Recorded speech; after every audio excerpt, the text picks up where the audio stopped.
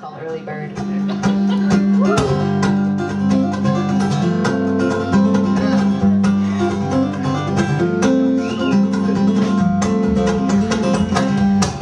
I'm not done sleeping yet, but I pull back the covers and I throw out my legs, and the rest of my body just follows my feet as I open the windows and I wash off the sheets.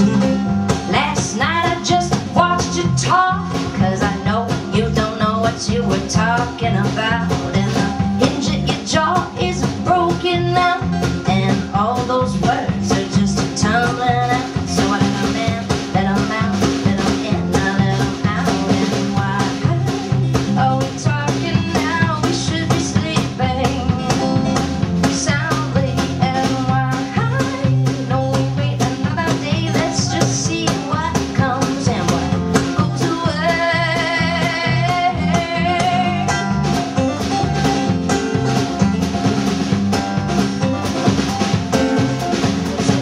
Bright light of day, all these outlaw questions won't stand up to brutal scrutinizing inspection. And the two-way mirror heard everything you said, and it's left me vulnerable like a new baby's head.